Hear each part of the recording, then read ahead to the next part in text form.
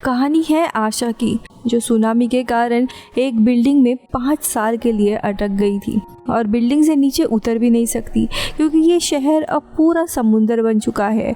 उसमें शार्क जैसी काफ़ी खतरनाक मछलियाँ भी हैं और वो कैसे वहाँ पे रहती है और इन सारी चीज़ों से कैसे छुटकारा पाती है, उसी के सर्वाइवल की कहानी है। कहानी में आगे बढ़ने से पहले मुझे सागर जी इनका थैंक यू कहना है चैनल का मेंबर बनने के लिए। आप भी मेरे इस काम को सपोर्ट कर सकते हैं 29 रुपीज़ में चैनल का मेंबर बन के। और मेरे सारे व्यूअर्स को भी थैंक यू सो मच मेरे इस चैनल से जुड़े रहने के लिए। हाय दोस्तों, मैं हूँ अमृता और आज मैं एक सर्वाइवल कहानी लेकर आई हूँ, द काम बियॉन्ड। कहानी के मेन किरदार आशा से पता चलता है कि आज पूरे 5 साल हो गए हैं जब शहर में बहुत ही बड़ा तूफान आया था, जिसमें सुनामी के चलते पूरा शहर पानी में डूब गया था और करोड़ों लोगों की मौत हो गई थी। न्यूज में कुछ भी बताया नहीं गया था कि सुनामी आने वाली है, जिसके चलते अचानक लोग काफी डरे हुए थे। लोगों ने खुद को और अपने परिवार को बचाने की काफी कोशिश की, लेकिन नाकामयाब रहे। कुछ गिने चुने ऐसे लोग थे जो तुरंत ऊंचे ऊंचे बिल्डिंग के छत पर गए थे, जिसके कारण वे लोग बच गए थे। और इन्हीं लोगों में से आशा नाम की लड़की है। अचानक से आशा एक डरावने सपने से उठती है। वो काफी उदास है और हिम्मत जुटाकर उठती और अपना काम करने लग जाती है। आशा एक इमारत में रहती है जो पूरे तबाह हुए शहर के बीचों बीच में है। इस बिल्डिंग में उसके अलावा और कोई भी नहीं रहता और यहाँ पे अलग अलग कमरों में उसने काफी सारी चीजें छुपा के रखी है, लेकिन अपार्टमेंट के हर एक कमरा पूरा बिखरा हुआ है। दरअसल उसका सामान उसने इसी कूड़े के अंदर छुपा के रखा है। अब थोड़े समय के बाद आशा वो चुपचाप छत के ऊपर आती है, जहाँ पे हम देखते हैं उसने बारिश का पानी रखा हुआ है, जिसे वो उबाल कर कॉफी बनाकर पीती है। कॉफी पीने के बाद नजदीक से ही छुपाया हुआ रेडियो बाहर निकालती है और उसमें नई बैटरीज डालकर हेडफोन से वो गाने सुनने लगती है और उसे काफी अच्छा लगता है। हम शहर का पूरा नजारा देखते हैं। पूरी जगह बंजर है, यहाँ पे इंसानी जीव भी दिखाई नहीं दे रहा है।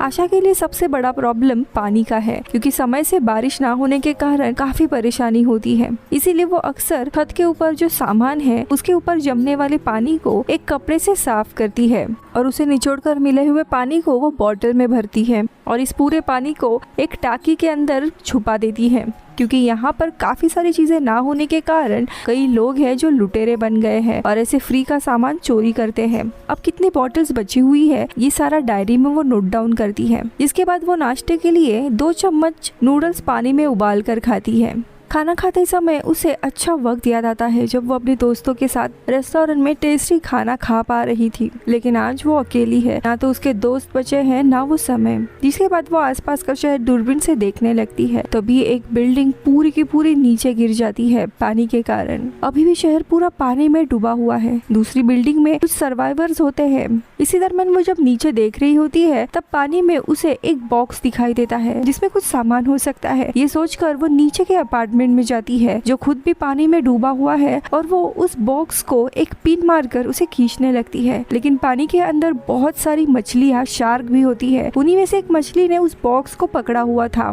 जिसे वो खींच नहीं पाती और उसे काफी चोट लगती है, लेकिन बड़ी ही मुश्किल के बाद उसे वो बॉक्स मिल जाता है। उसे उस बॉक्स में सिर्फ एक ड्रिंक की बोतल मिलती है, जिसे वो लेकर ऊपर आती है और अपनी ही चोट उससे साफ करती है। अब रात के समय में आशा को कुछ आवाज सुनाई देती है। तभी वो देखती है कुछ लुटेरे खाने की तलाश में उसी बिल्डिंग की तरफ आ रहे हैं, जिन्हें देखकर वो अपना पूरा सामान कूड़े कचरे के नीचे छुपा देती है और खुद भी एक रूम में जाकर छुप जाती है। अब यहाँ पे वो लुटेरे का ग्रुप आ जाता है और बिल्डिंग के हर एक अपार्टमेंट को चेक करता है। उन्हें कुछ भी खास सामान नहीं मिलता। अब उसी ग्रुप में से एक बच्चा आसपास गन फायर करने लगता है, जिसे अंदर छुपी हुई आशा बहुत ही ज्यादा डर जाती है। खुद को शांत करने के लिए वो अपनी अच्छी यादों में चली जाती है, जहाँ पे हम देखते हैं कि कैसे उसकी एक छोटी बहन थी। अब थोड़े समय के बाद लुटेरे वहाँ से चले जाते हैं और आशा बाहर आकर सो जाती है। हर रात उसे वही डरावना सपना आता है जहाँ उसका परिवार डूब रहा है और चाहकर भी वो उन्हें बचा नहीं पाती। अब अगले दिन वो अपना घर थोड़ा ठीक करती है और उसे बिल्डिंग के नीचे पानी में वापस से कुछ बक्से मिलते हैं, जिसे वो लेने के लिए चली जाती है। ग्रे बक्से में उसे एक जैम का बॉटल मिलता है, जिसकी खुशबू से वो काफी खुश होती है। लेकिन तभी उसकी नजर बाहर जाती है। खिड़की पर उसे एक लड़की की बहती हुई लाश दिखाई देती है और वो वापस से दुखी होकर उदास होकर अपने कमरे में चली जाती है। को जब वो सो रही थी तब उसे बिल्डिंग में कुछ आवाजें आने लगती है। वो तुरंत लाइट लगाकर चेक करती है, लेकिन वहाँ पे उसे कोई भी नहीं दिखता। उसे समझ आता है कि कुछ तो गड़बड़ है, इसीलिए वो सिंक में हाथ धोकर एक साबुन वहाँ छोड़कर चली जाती है। लेकिन तभी वहाँ पर हम एक छोटी लड़की को देखते हैं जो साबुन लेने लगती है, और तभी आशा उसे पकड़ लेती है। लेकिन वो लड़की आशा को मारकर भागकर दूसरी जगह छुप जाती है। दरअसल ये वही बच्ची है जिसे हमने आज सुबह पानी में देखा था। वो जिंदा है। अब रात के अंधेरे में आशा ज्यादा कुछ कर नहीं पाती और वो सोने चली जाती है। अब अगले दिन वो उस लड़की को ढूंढने निकलती है जो एक दूसरे कमरे में सोफे पर सोई हुई है। आशा उसे देखती है लेकिन कुछ करती नहीं है और अपना खाना बनाने चली जाती है। थोड़े समय के बाद हम देखते हैं उस लड़की ने आशा के ही कमरे से काफी सारा सामान चोरी किया होता है, जिसमें से उसे आशा और उसकी छोटी बहन का एक फोटो भी मिलता है जो वो बच्ची देख ही रही होती है कि तभी आशा उसे पकड़ने के लिए आती है और वो फोटो उससे खींच लेती है। लेकिन ये लड़की अभी भी भाग जाती है। आशा को समझ नहीं आ रहा था कि इस लड़की का अब क्या करे, इसीलिए वो ज्यादा कुछ रिएक्ट नहीं करती। अब देखते देखते रात हो जाती है। वो लड़की नीचे के ही कमरे में थी जहाँ पे पूरा पानी था। अब आशा को भी उसके ऊपर दया आती है और उसके लिए नूडल्स बनाकर नीचे लेकर आती है और उसे देने लगती है। दरअसल आशा की एक छोटी बहन होती है और इस लड़की को देखकर उसे उसी की याद आ रही थी। और हम फ्लैशबैक का एक सीन देखते हैं जहाँ पे आशा अपने परिवार के साथ थी और उसकी बहन का बर्थडे है। वो अपने बहन को एक गिफ्ट देती है, जिसके बाद पेरेंट्स उसके बहन को एक खानदानी नेकलेस गिफ्ट करते हैं, जो देखकर आशा थोड़ी चौंक जाती है क्योंकि ये नेकलेस वो बड़ी होने के नाते उसे मिलना चाहिए था। लेकिन पेरेंट्स ने कभी भी आशा के ऊपर इतना ध्यान नहीं दिया था, जिसके चलते वो अपने पेरेंट्स के ऊपर नाराज होती है और पार्टी से निकल जाती है। और वही दिन आशा को याद आता है। हम देखते हैं वो नेकलेस अब आशा ने पहना है। अब ये लड़की उससे नूडल्स नहीं लेती, इसीलिए आशा उधर ही नूडल्स को रखती है और अपने कमरे में चली जाती है। वो जाने के बाद वो लड़की नूडल्स खा लेती है और अगले दिन हम देखते हैं एज अ थैंक यू उस लड़की ने जो भी खाना आशा से चुराया था वो उसे वापस करती है, जिसके बाद आशा उसके लिए भी खाना बनाती है और दोनों भी रूफ पर आते हैं। वो बच्ची आशा को ही कॉपी कर रही है, जिसे देखकर आशा भी बहुत हंसती है। काफी दिनों के बाद आशा को काफी अच्छा फील हो रहा था। ऐसे लग रहा था कि कोई अब उसके साथ है, लेकिन इतने सालों से उसने किसी के साथ भी बात नहीं की थी, इसीलिए वो इस लड़की से भी बात नहीं करती और रात में उसके लिए अपने ही रूम में एक दूसरा बिस्तर डालती है। दोनों भी सोने चले जाते हैं, लेकिन अचानक से वो लड़की रोने लगती है और कहती है मुझे अपने माता पिता की काफी याद आ रही है। और तभी पहली बार आशा उससे बात करती है और उसे समझाती है कि हम तुम्हारे पेरेंट्स को ढूंढ लेंगे। और यहाँ पे वो लड़की बताती है कि उसका नाम हाई है। अब अगली सुबह हाई और आशा छत पर आते हैं और तभी खेलते खेलते छत के दरवाजे पर लगी हुई एक चिकट पट्टी निकालती है, जिसे दरवाजा देखते ही देखते पूरा बंद हो जाता है और दोनों भी छत के ऊपर ही लॉक हो जाते हैं। ये देखकर आशा काफी पैनिक होने लगती है।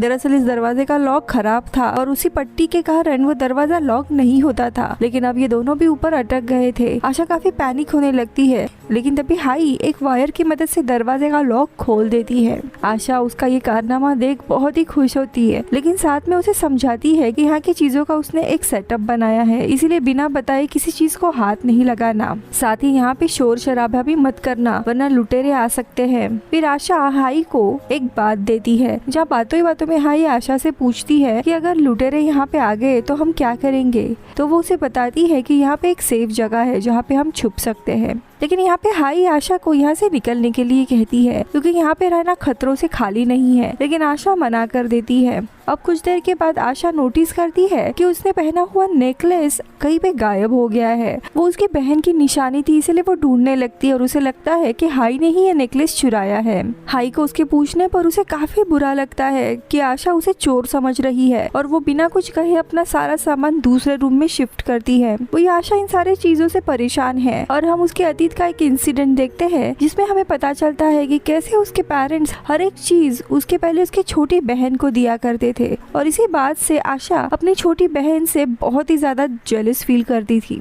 और आशा का अपने पेरेंट्स के साथ रिलेशन भी बिल्कुल सही नहीं था। अब यहाँ सुबह होने के बाद हम हेई को देखते हैं, जो पीने का पानी कपड़े धोने के लिए यूज करती है और काफी सारी चीजें वेस्ट कर देती है। तो यहाँ पे आशा को नाइटमेयर आने लगते हैं, जहाँ पे वो देखती है कि उसके बिल्डिंग में कैसे सुनामी का पानी आ रहा है और वो बचकर भाग रही है और इसे डरावने सपने में वो चीखने चिल्लाने लगती है, लेकिन तभी हाई उसे हौसला देकर जगाती है।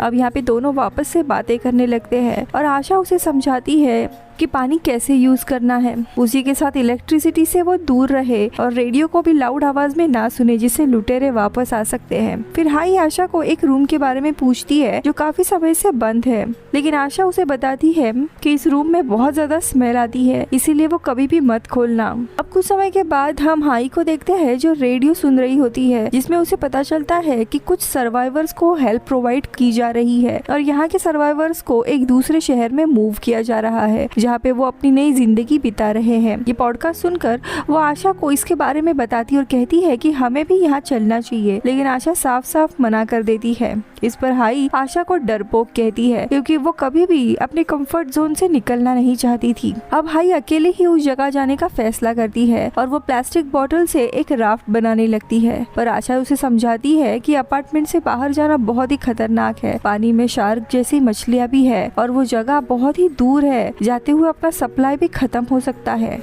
हम पानी में दिशा भी भूल सकते हैं। लेकिन तभी हाई उसे एक फ्लेयर गन दिखाती है कि वजह से वो अपने प्रोटेक्शन कर सकती है, लेकिन ये देख आशा थोड़ी डर जाती है क्योंकि गलती से अगर वो फ्लेयर गन चल गई तो लुटेरे उन तक पहुंच सकते हैं। जिसके बाद आशा हाई से माफी मांगती है और उसे प्यार से समझाती है कि वो कई बार कोशिश कर चुकी है यहाँ से जाने की, लेकिन कामयाब नहीं हो पाई है। और ये बात करते हुए उसे अतीत का एक किस्सा याद आता है जब वो भी अपने घर को छोड़ना चाहती थी।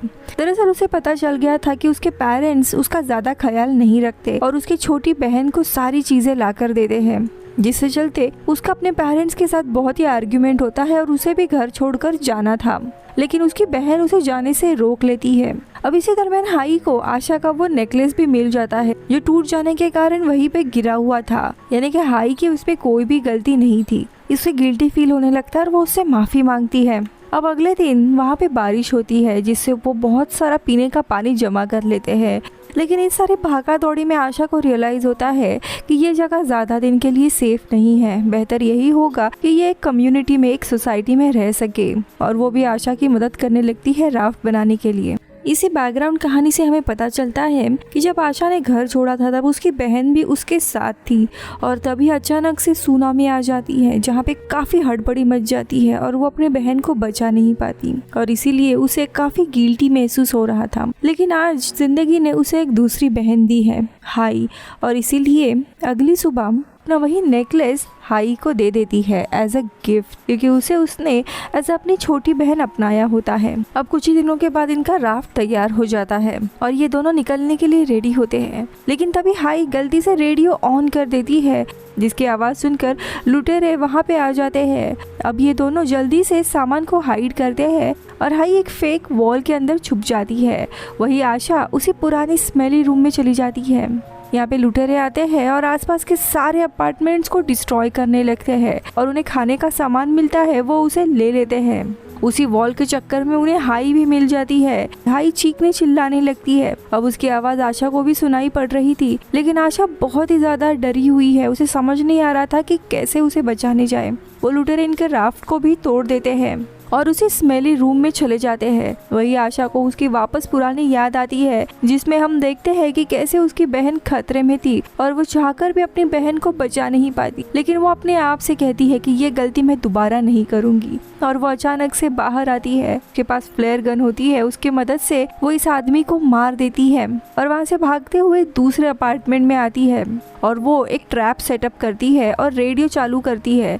अब 2-4 आदमी उसी की तरफ आने लगते हैं, लेकिन वही मौका देखकर उनसे फाइट करते हुए वो उन्हें मारने लगती है। तो वही लुटेरे का जो लीडर होता है, जिसने हाई को पकड़ के रखा था, वो अपने और आदमियों को भेजता है उसे ढूंढने के लिए। तब तक आशा उस स्मेली रूम में छुपने चली जाती है और यहाँ समझ आता है कि दरअसल वहाँ पे काफी सारे डेड बॉडीज होती है जो उसने जानबूझकर लुटेरा से बचने के लिए वहाँ पे रखी थी। अब वो लुटेरा यहाँ अंदर आता है और आशा इन डेड बॉडीज की मदद से उसे काफी डराती है और मार देती है। उसे मारने के बाद उसका नाइफ लेकर वो एक एक करके सबको मारने लगती है। और उस लीडर के यहाँ पे पहुँच जाती है। उसके साथ भी उसकी काफ़ी लड़ाई होती है, जहाँ पे गलती से ये तीनों भी पानी में गिर जाते हैं। आशा को पता होता है यहाँ पे शार्क है, इसीलिए वो हाई को लेकर वहाँ पे एक जगह छुप जाती है और तब एक शार्क आकर उस लुटेरे के ऊपर हमला करके उसे मार देता है। दोनों भी जल्दी से उन लुटेरों के बोट पे चढ़ जाते हैं और इसी तरह दोनों बच जाते हैं। इस बोट में खाने की कोई भी कमी नहीं होती और उस रात पहली बार आशा बिना नाइटमेयर के सो पाती है। सुबह उठने पर उसके चेहरे पर एक स्माइल होती है और फाइनली आशा और हाई को एक नई जिंदगी दिखाई देती है और इसी सीन के साथ कहानी खत्म होती है। दोस्तों मैं मिलती हूँ अगले वीडियो में, तब तक के लिए बाय बाय।